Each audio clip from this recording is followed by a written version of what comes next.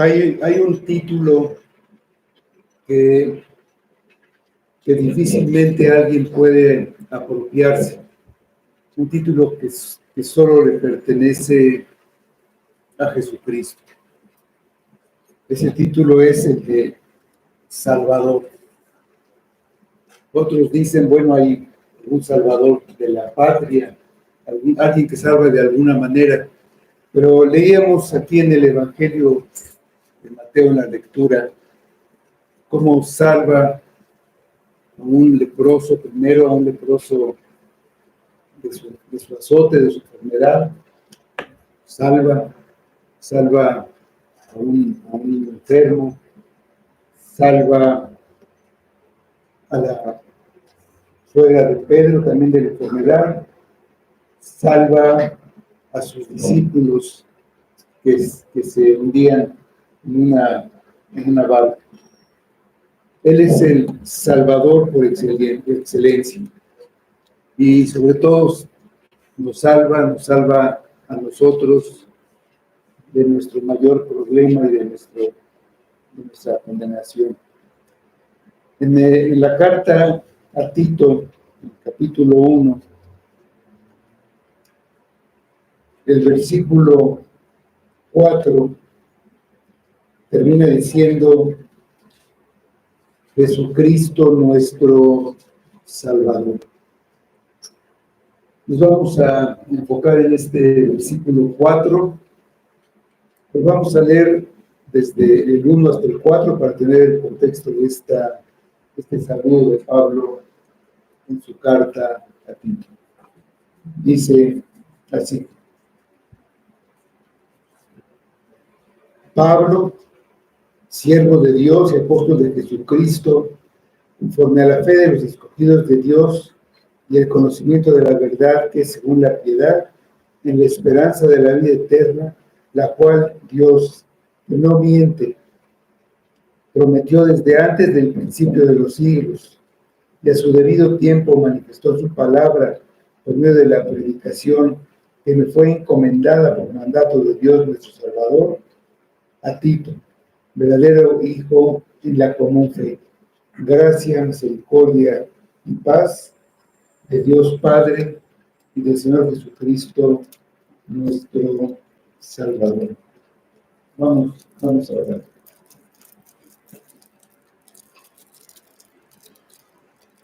Señor Dios y Padre, te damos gracias por Jesucristo, por esa obra salvadora a nuestro favor, todo lo que Él hizo, su encarnación, su muerte, su resurrección, todo tenía en mente lo que Él es, nuestro Salvador. Ayúdanos a verlo como es, Señor. Obra en nosotros, por medio de tu palabra. Llévanos más cerca de ti, y si hay alguien que lo necesite, que tú obres para lo que Cristo hace, todo es para su salvación. Pedimos que todo sea para tu gloria, y lo pedimos en el nombre de Cristo. Amén. La salutación de esta carta de Pablo a Tito es relativamente larga. Solamente las de las cartas a los Gálatas y a los romanos son más largas. Y al igual que en estas cartas, el saludo está alineado con el propósito y el carácter de la epístola. En esta carta, el saludo ocupa 4 versículos, los 4 primeros de la carta. En los 3 versículos anteriores, vimos que Pablo se califica a sí mismo como un siervo de Dios, como un esclavo de Dios. De principio a fin, Pablo fue el siervo de Dios y el mensajero de Jesucristo, el enviado de Jesucristo, el apóstol de Jesucristo. En el Antiguo Testamento, varios hombres que estuvieron al frente del pueblo de Dios recibieron de parte de Dios el título de mi siervo. Él llamó a Moisés mi siervo, a David, también a David, le llamó mi siervo, le dijo al profeta, ve y dile a David mi siervo, a Isaías también, a quienes Dios nombra así, Él les dio ese título, ese nombre. Pero Pablo va un poco más allá y se identifica a sí mismo como esclavo. No solamente uno que sirve, sino uno que está entregado completamente a agradar a su Señor. ¿Cómo? Obedeciéndolo. Y nos enseña, por el carácter de la carta, que antes de ser algo en Cristo, antes de poder servir a Cristo, debemos ser un esclavo de Dios. Alguien que quiera servir verdaderamente a Cristo tiene que ser un esclavo de Dios. Y bueno, se supone que el anhelo de todo cristiano es servir a Cristo. Y por el otro lado, lo que menos desea un ser humano es ser esclavo. Al contrario, todo humano anhela ser libre. Y algunos luchan por ser libres y hasta dan su vida por la libertad. Pues la libertad es un valor apreciado por los hombres. Pero Pablo está orgulloso de ser un esclavo de Dios. Ser un esclavo de Dios significa que no se tienen derechos, vida o deseos propios. El esclavo de Dios es aquel cuyo objetivo es glorificar a Dios a través de su vida. Vive para hacer la voluntad de Dios y solo la voluntad de Dios. Por lo tanto, para el esclavo de Dios no hay trabajos que sean demasiado serviles, demasiado pesados o que estén por debajo de su estatus.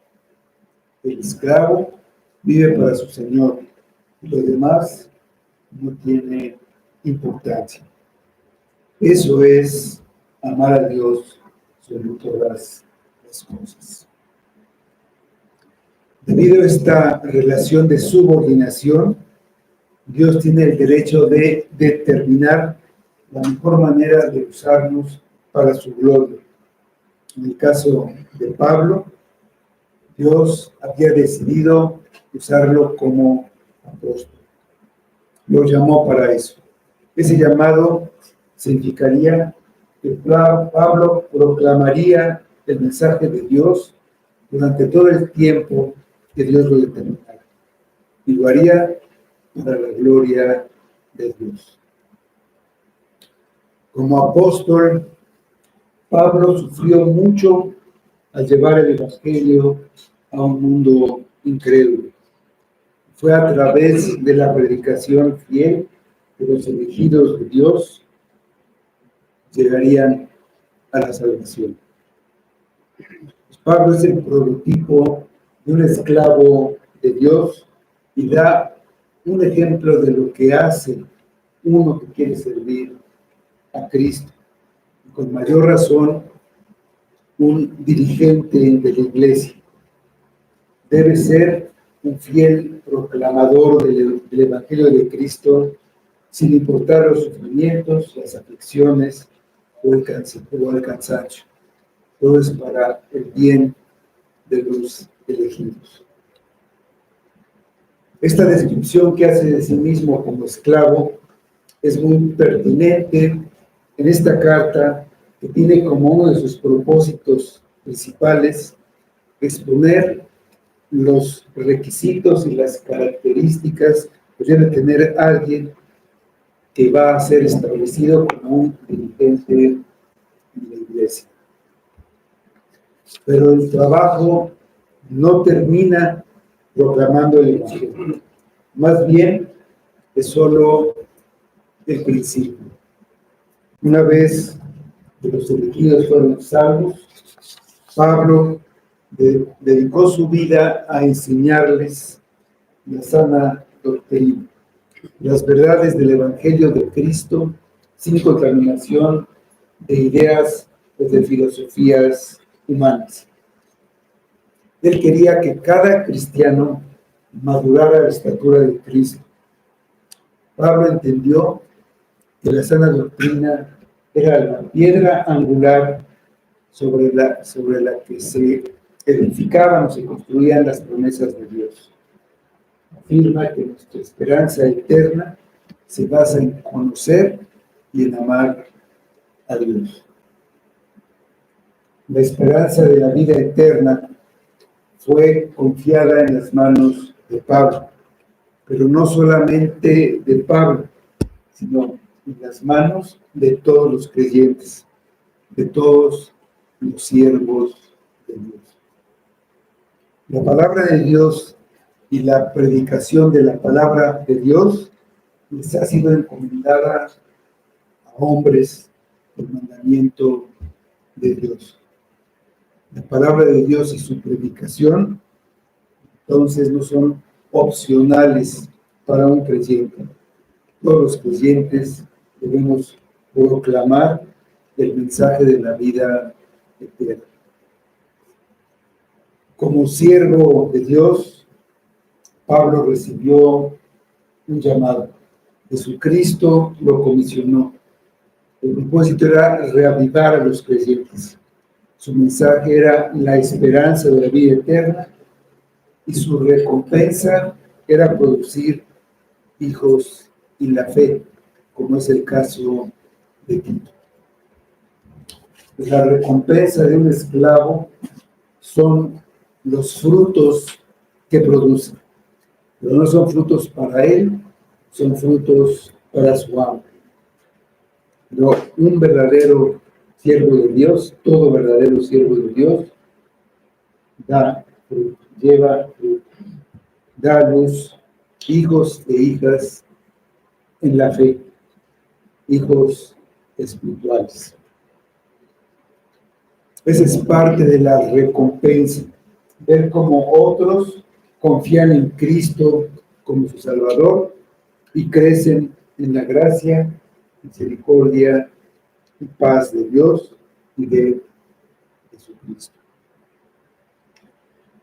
Mientras camina sobre este mundo para el esclavo de Dios, no puede haber mayor recompensa que ver a otros y recibir a Cristo y verlos crecer espiritualmente. Dice el Evangelio de Mateo 28, 19 y 20. Por tanto, id, de ser discípulos a todas las naciones, bautizándolos en el nombre del Padre y del Hijo y del Espíritu Santo, enseñándoles que guarden todas las cosas que os he mandado. Y he aquí, yo estoy con vosotros todos los días hasta el fin del mundo. Dice Efesios 4, del 11 al 13. Y él asimismo constituyó a unos apóstoles, a otros profetas, a otros evangelistas, a otros pastores y maestros, a fin de perfeccionar a los santos para que la obra del ministerio, para la edificación del cuerpo de Cristo, hasta que todos lleguemos a la unidad de la fe y del conocimiento del Hijo de Dios, a un varón perfecto a la medida de la estatura de la plenitud de Cristo. Y 2 Timoteo 2:2 dice: lo que has oído de mí ante muchos testigos, esto encarga a hombres fieles que sean idóneos para enseñar a otros. Entonces, esos hijos en la fe forman una familia. En el nuestro versículo 4, la primera parte dice: a Tito, verdadero hijo. Pues, Pablo comenzó la carta identificándose como esclavo de Dios y luego como apóstol para establecer claramente el mandato divino que había recibido siendo enviado personalmente por Jesucristo. Aquí menciona al destinatario de la carta diciendo a quién dirige la carta. Dice a Tito. Era su colaborador que lo acompañó en su estancia en Corinto y escribe a él, y ahora Tito está en la isla de Creta. Tito era alguien en quien el apóstol tenía confianza. Era un hombre de carácter definido y con iniciativa, a quien le encargaba tareas difíciles. Cuando se necesitó hacer una colecta en Corinto para llevar una ofrenda a los estados de Jerusalén, dio a Tito para hacer esa labor de convencimiento de organizar toda esta recolección, y lo dio con otro hermano para que se encargara de esas contribuciones. Tito era un ejemplo para los creyentes. Dice Tito 2:7, presentándote tú en todo como ejemplo de buenas obras, en la enseñanza, mostrando integridad, seriedad.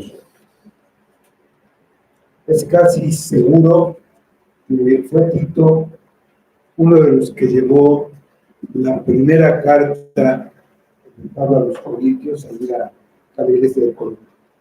Y fue uno de los a quienes se les confió la segunda carta, la segunda epístola a los Corintios. El hecho de que Tito haya sido enviado 2 veces como mensajero y representante de Pablo a una iglesia en donde había problemas muy especiales, muy graves, todo de tipo moral, pues nos da una clara idea de la estimación que tenía Pablo del carácter de Tito. La carta, entonces, la dirige a Tito, aunque también era leída en las iglesias locales, no solo en las iglesias de Creta, sino también, como todas las demás cartas, eran leídas públicamente en todas las iglesias, en la iglesia primitiva. No solamente en la iglesia primitiva, sino pues la seguimos leyendo todos los creyentes hasta ahora, porque todas esas cartas son la palabra de Dios. Pero aquí, Pablo, como se había dicho esclavo, se había dicho apóstol, aquí toma un título diferente respecto a Tito. Se ve a sí mismo como un padre en la fe, como padre espiritual de Tito, que se nombra así posiblemente porque él lo llevó a Cristo, lo llama verdadero hijo. También llama así a Timoteo, como lo usa como una manera de referirse a los que él condujo a Cristo personalmente. Entonces, en cierto sentido, eran hijos de Pablo porque ellos le debían su vida espiritual al apóstol, que fue un instrumento en las manos de Dios. Pablo era quien los había conducido a un conocimiento salvador del Señor Jesucristo. Sabemos que la obra de salvación pues, es la obra del Espíritu Santo, convenciendo a través de esa palabra. Pues Pablo ama profundamente a su hijo espiritual. No es su hijo biológico, pero esa designación que él le hace de hijo da la idea bueno, yo te he engendrado, entonces te amo mucho, eres muy querido para mí. Era mi genuino hijo en la fe. Pues lo amaba más que si fuera su hijo físico, su hijo natural. Pablo ve a Tito como un miembro de la familia de Dios, con el que tiene un compromiso paternal. Es una realidad que cada cristiano tiene una relación familiar con todo otro cristiano. Nosotros, como Iglesia de Dios, debemos pensar de la misma manera.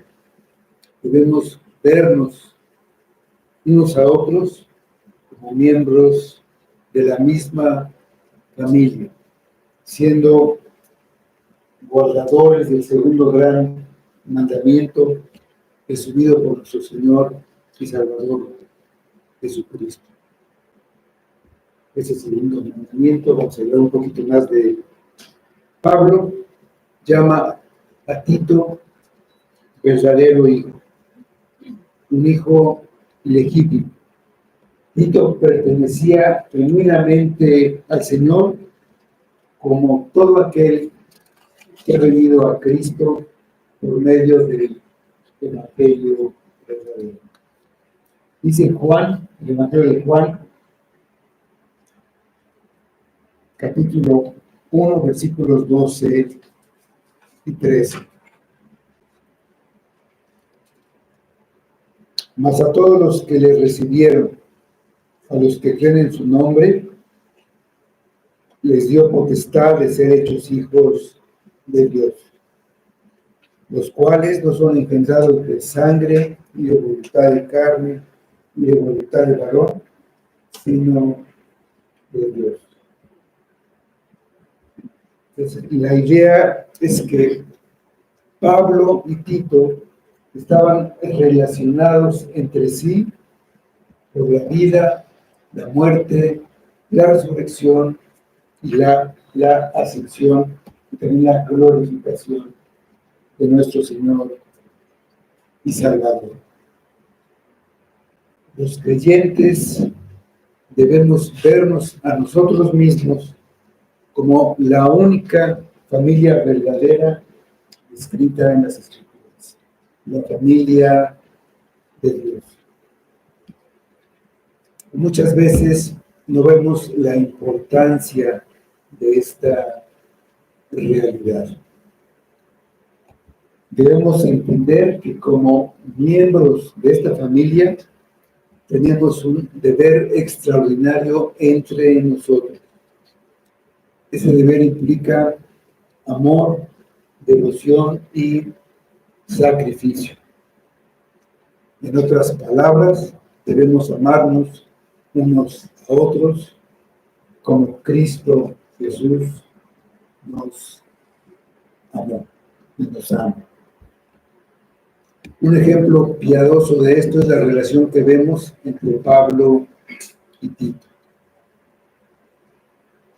Dejemos nosotros ver en nuestra vida que esa misma relación en las Escrituras, el afecto, el amor, nos impulse a caminar unos junto a otros con el mismo corazón.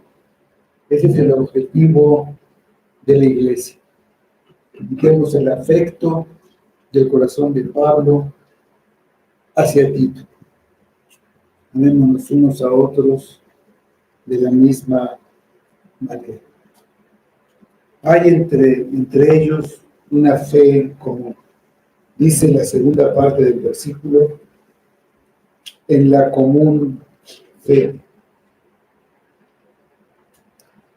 Aquí, la palabra fe se usa en el sentido de todo ese conjunto de verdades que se revelan en el Evangelio, que llevan a un conocimiento de Dios y de sus promesas.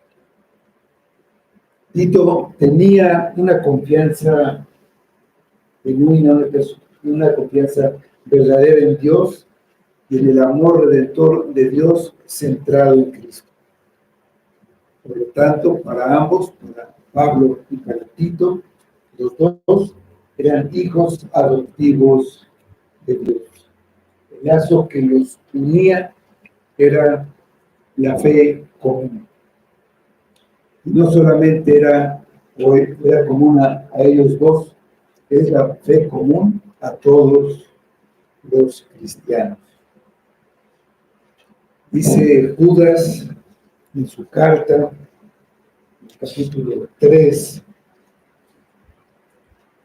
dice: amados, por la gran solicitud que tenía de escribiros acerca de nuestra común salvación, me ha sido necesario escribiros exhortándoos que contendáis ardientemente por la fe que ha sido una vez dada a los santos. Lo que hace común la salvación de todos los creyentes es esa fe que fue dada una vez. Esa fe no cambia, es la misma, es ese conjunto de creencias que tenía Pablo, Tito y que tenemos todos. El Evangelio de Jesucristo había salvado a Tito. Tito había llegado a verse a sí mismo como quien era, como cualquier ser humano, un pecador que merecía la ira de Dios. También había llegado a ver a Jesús por quien era, el sacrificio de Dios en nombre de su pueblo pecador. Tito había puesto toda su confianza en la obra expiatoria de Jesucristo como su sustituto en el juicio de Dios. Vio a Jesús sufriendo la ira del pecado que se nos debía a cada uno de nosotros, que merecíamos cada uno de nosotros. Había creído que Cristo pagó su deuda y que la justicia de Cristo ahora estaba imputada en su propia vida. Sabía que un día se presentaría ante Dios como un hombre perdonado bajo la obediencia perfecta de Cristo. Y eso hacía posible que fuera bienvenido al descanso eterno. Pues Tito era un hombre de fe en el sentido en que creía y confiaba en Cristo como su Salvador. Tenía esa fe como el medio por el cual recibió la gracia de la salvación. Pero la común fe, el conjunto de creencias que Tito confesaba en ese momento, es exactamente lo que todos los verdaderos creyentes confiesan hoy y han confesado a lo largo de toda la historia. Existe una sola fe, un solo evangelio por el que se salvan las personas. Pablo enseña que todos los que tienen esa común fe están unidos por esa fe. Dice en la carta a los Efesios, el capítulo 4, de versículos 4 a 6. Un cuerpo y un espíritu, como fuisteis también llamados en una misma esperanza de vuestra vocación. Un Señor, una fe, un bautismo, un Dios y Padre de todos, el cual es sobre todos y por todos y en todos. Esto significa que todos los creyentes de todas las culturas, de todas las razas, de todos los idiomas, inclusive los creyentes de todos los tiempos están unidos a Dios por medio de esa fe común en Jesucristo. El cuerpo de Cristo, lo que es la Iglesia Universal, está formado por todos los escogidos de Dios que llegan al conocimiento de la verdad, que es según la piedad y la esperanza de la vida eterna, la que Dios prometió desde antes de los principios de los siglos. Entre ellos hay una hermandad común, tanto gentiles como judíos, y por lo tanto incluye a Tito, que era gentil. Esta verdad tiene alcances sorprendentes. Despreciar a un cristiano me hace a mí culpable de despreciar al Salvador, de rechazar la fe verdadera.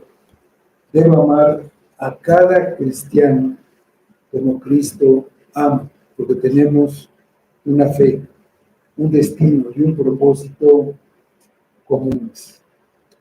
La fe común que tenemos nos recuerda a cada uno de nosotros nuestro deber familiar. Dice la primera carta de Juan, capítulo 3, versículo 16. En esto hemos conocido el amor, en que Él puso su vida por nosotros.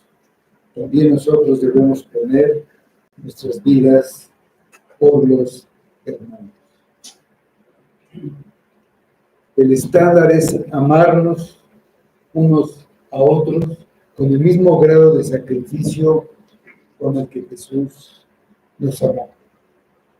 Cualquier amor menor a eso es un incumplimiento del deber familiar.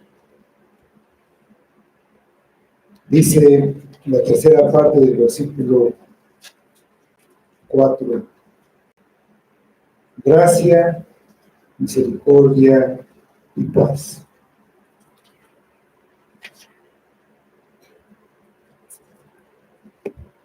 Gracia y paz era el saludo habitual de Pablo en sus cartas. La palabra misericordia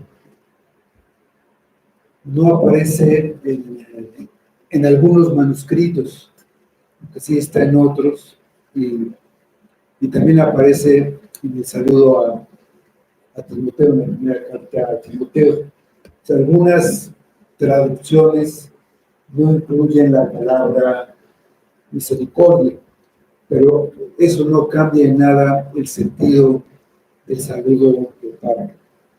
Las palabras gracia y paz, que eran típicas de un saludo en el mundo antiguo, no eran usadas por Pablo como una formalidad, porque conocía que la fuente de toda gracia, misericordia y paz provienen de Dios Padre y del Señor Jesucristo, nuestro Salvador. La gracia es el favor inmerecido de Dios que obra en el corazón de su Hijo.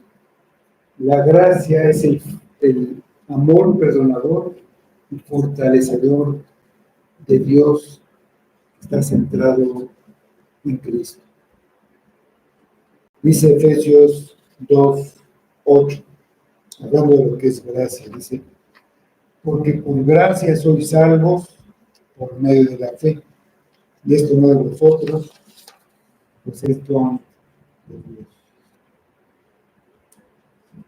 La gracia de la salvación es un favor no merecido de Dios, y de esa gracia proceden muchas gracias necesarias para la fidelidad al Evangelio. Pues Pablo está orando para que ese tipo de gracia guía a Tito en la obra que Dios tiene para él.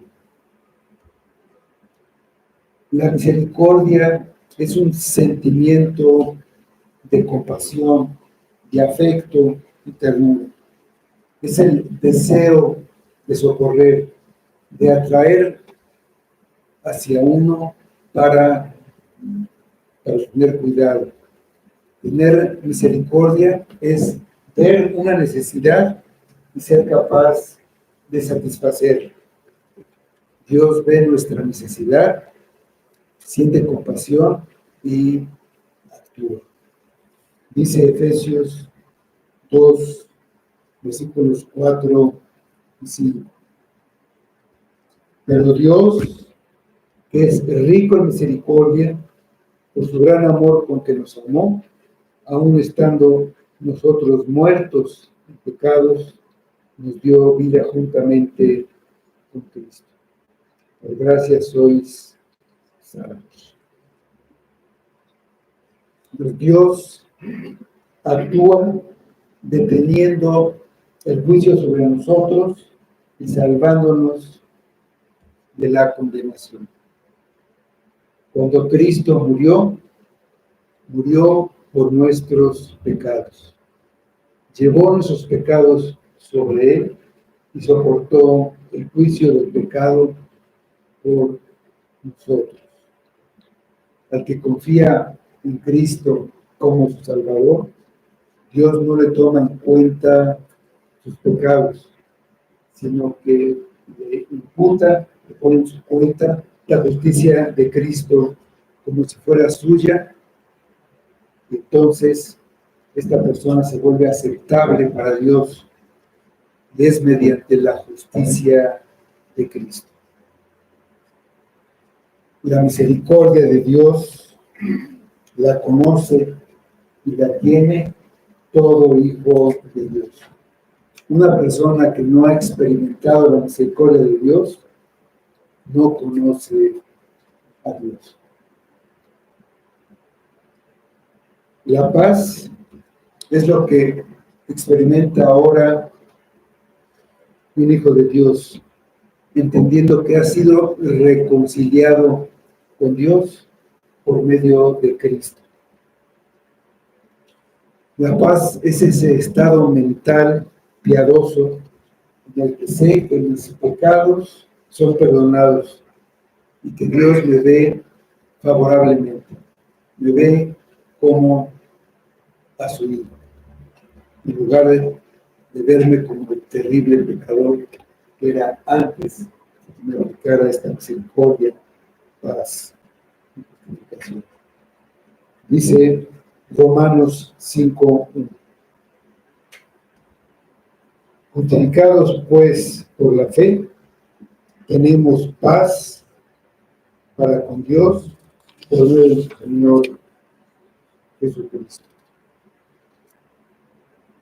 La paz es una posesión presente del creyente, pero también hay una paz que vendrá cuando venga el príncipe de paz. Y todo esto proviene de Dios, Padre, y del Señor Jesucristo, nuestro Salvador. La gracia es la fuente de la salvación y la fidelidad de nuestras vidas. Y la paz es la corriente que fluye de esa fuente. Estas misericordias son solo para los elegidos de Dios. Dice Romanos 1:7. A todos los que estáis en Roma, amados de Dios, por eso ser amados de Dios, son llamados a ser santos. Y aquí está el saludo de siempre. Gracia y paz a vosotros, de Dios nuestro Padre y del Señor Jesucristo. Las bendiciones de la gracia, la misericordia y la paz tienen su origen en Dios Padre. Han sido ganadas para el creyente por Cristo Jesús. Dios el Padre y Jesús el Hijo son la única fuente de gracia, misericordia y paz. Dios el Padre ha determinado que seamos objetos de gracia desde la eternidad pasada.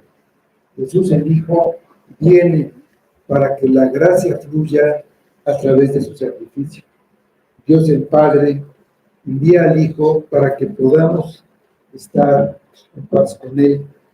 Jesús, el Hijo de Dios, viene para apaciguar la ira que el pecado merece. Mediante la sustitución de Cristo en la cruz, podemos estar en paz con Dios.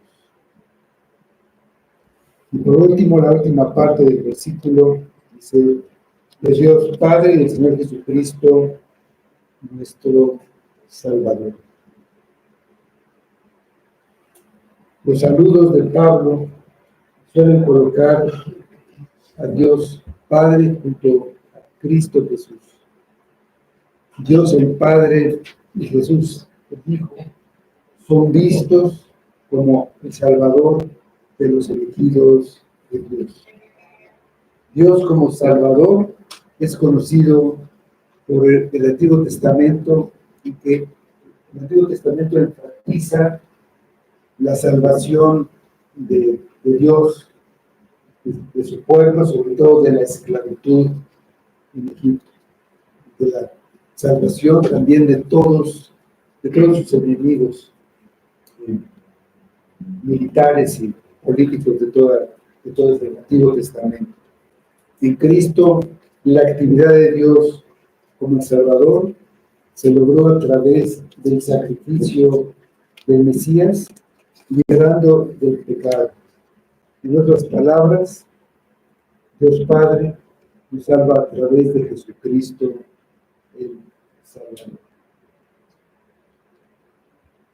Como sabemos, compartir el título de Salvador une al Padre y al Hijo en el plan de salvación, con Dios como la fuente o el creador del plan de salvación, Cristo como el medio por el cual se ejecuta el plan, y el Espíritu Santo como el medio por el cual se aplica a Cristo. En la primera venida de Cristo, la salvación de Dios, Cristo Jesús entró en esta vida humana, como la única posibilidad de traer vida. Solo en Cristo la vida es posible. Dice la carta a Tito, capítulo 3, versículos 5 y 6. Nos salvó no por obras de justicia que nosotros hubiéramos hecho, sino por su misericordia, por el lavamiento de la regeneración y por la renovación del Espíritu Santo, el cual derramó en nosotros abundantemente por Jesucristo, nuestro Salvador.